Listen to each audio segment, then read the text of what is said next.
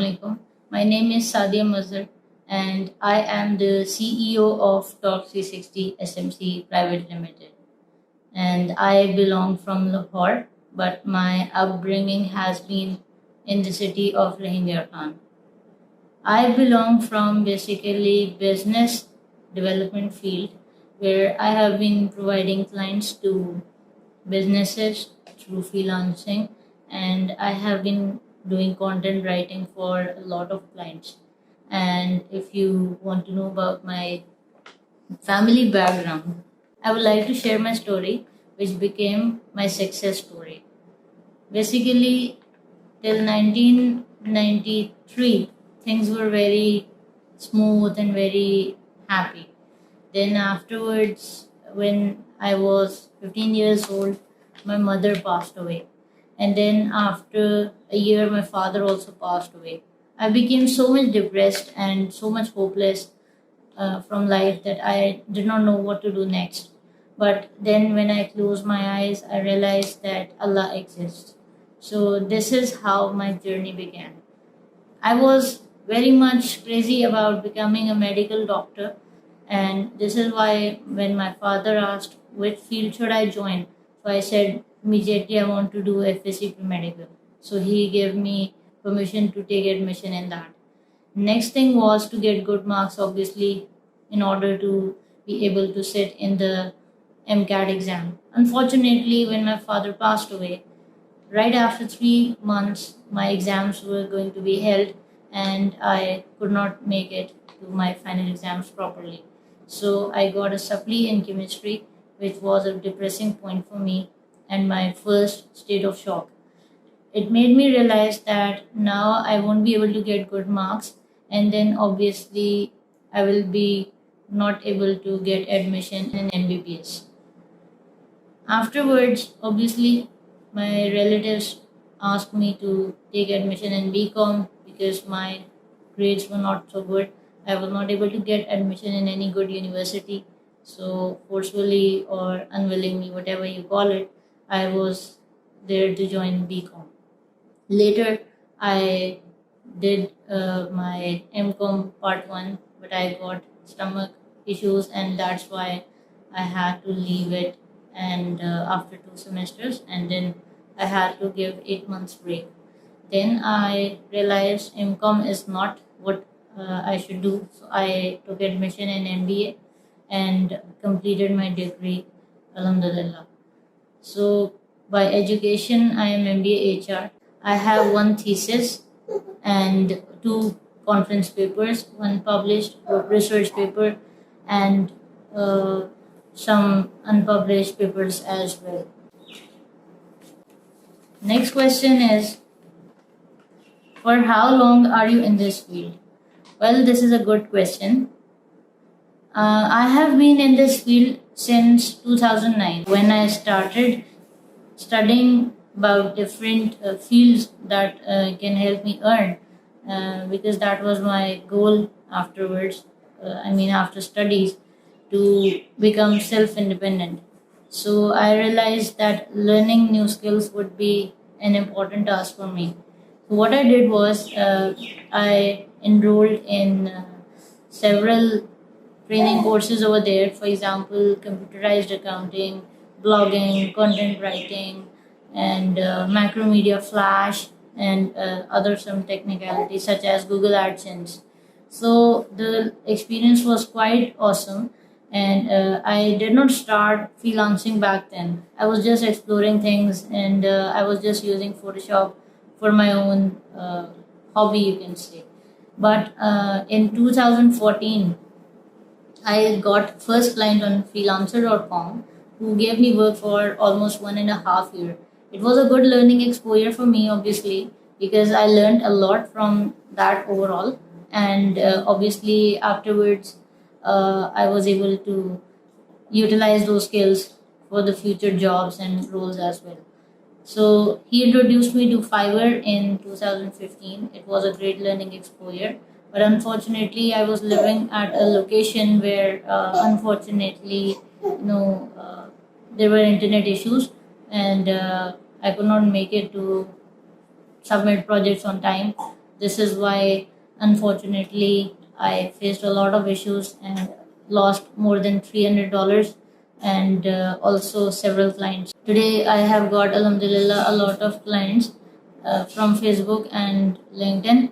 And recently, Pakistan Software Export Board included me in extraordinary freelancers, which is a big opportunity for me, obviously, to cash out in future as an endorsement by a good organization, particularly belonging from the government. So I'm obviously obliged to them for including me in extraordinary freelancers. It's a big opportunity. So this is how my story has been recorded at multiple platforms. My motivation has been like to become self-dependent, but the more bigger role was to be a role model for other people who are struggling. I wanted to motivate other people around who are struggling, who are hopeless, who want to find the right path and they are failing. So I want to teach to the world that with your limits, with the limitations that you are facing, you can still become a successful person, and success does not come with money. Success comes with the recognition that people start realizing that okay, you are something, you are able to do something, and you are able to contribute for the welfare of the world. This is how success is counting. So my motivation in this sense is obviously that I want to teach other people how to earn well for their well-being. Obviously, there are a lot of women out there who are divorcees or who are widows or who are not able to get married at the right time, and or there are so many women who are facing financial crisis in their families and they want to support their fathers, their husbands, their sons, their brothers. So women can act as a support system. They can act as a support system.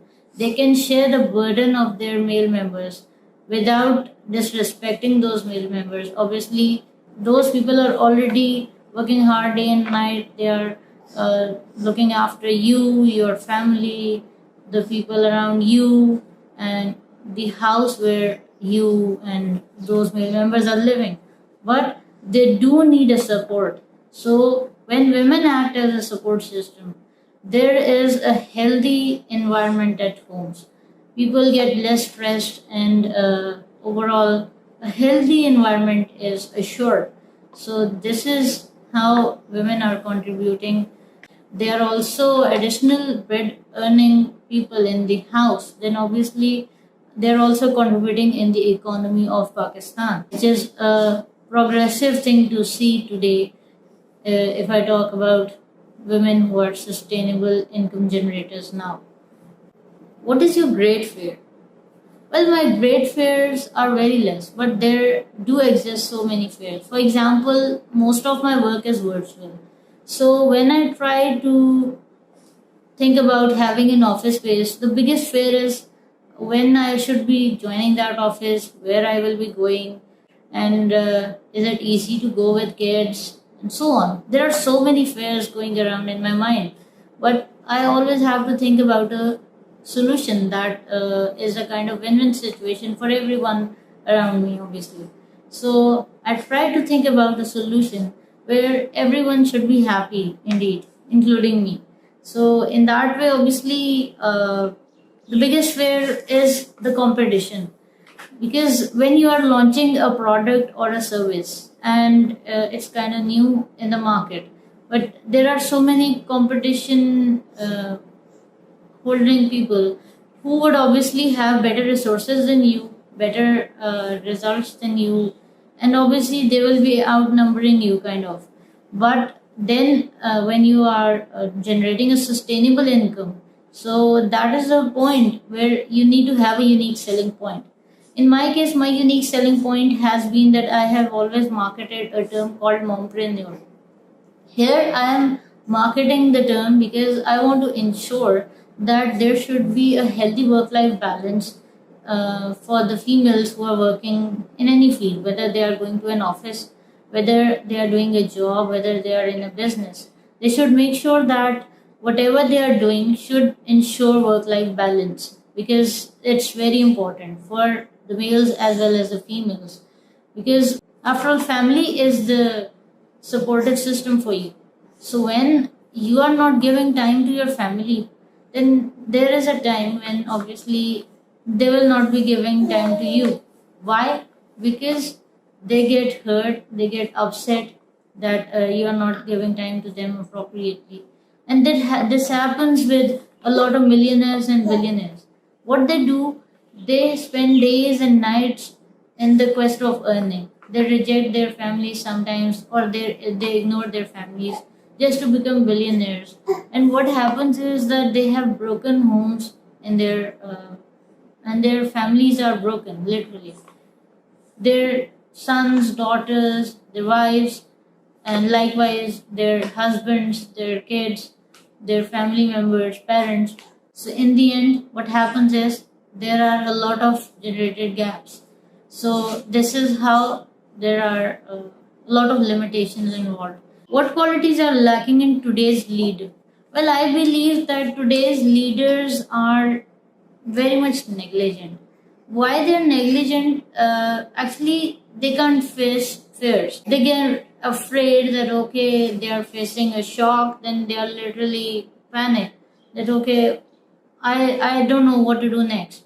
I'm literally hopeless. The next factor is obviously lack of trust on other team members. Third thing is the may factor. In may factor, you say I am the best and others are the worst. So what I would say, that would be the right thing and the other people would be wrong always. This is the may factor.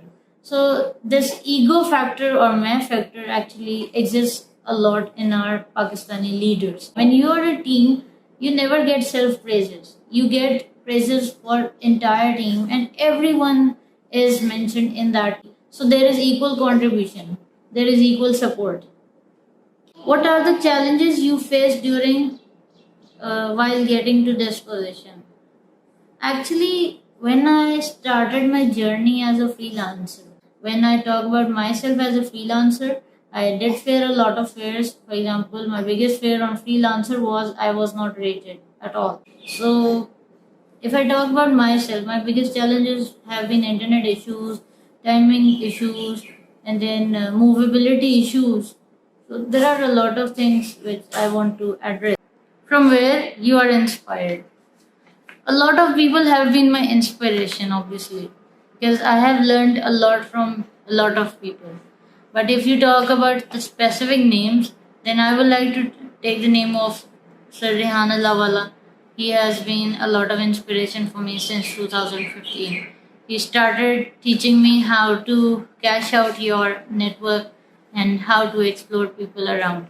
He started teaching me how to visit the people around and visit Arfa Tower and some other good places like that.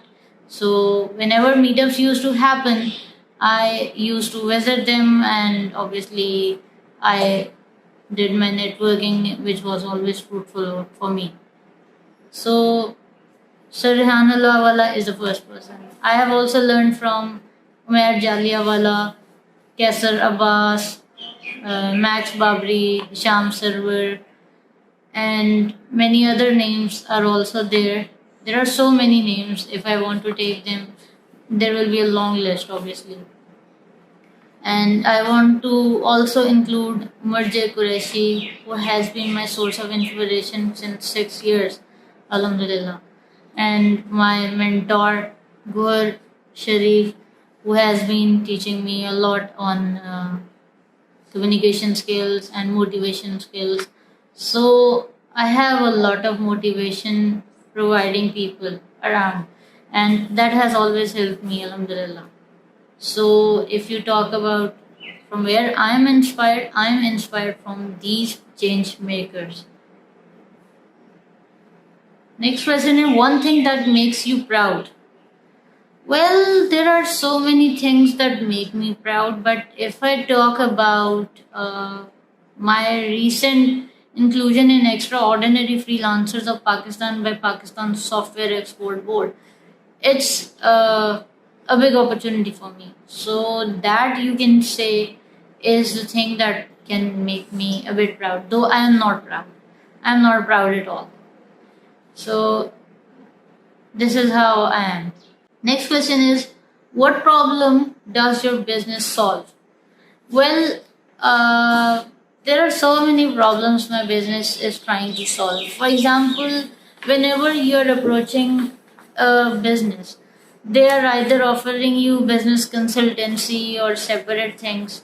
So, what my business is offering is that we are a one door solution for your bulk needs. For example, starting from your company registration to your documentation, bookkeeping, and content writing, and all other needs, we are there to solve them. Like, you can literally hire us to look after your entire business. And how we are doing that? We are doing that virtually. We don't even need to physically visit you at your office space. So whatever we are doing, that is online. So whenever you want to approach me, you have to get an appointment through Calendly, obviously, and then obviously you're good to go.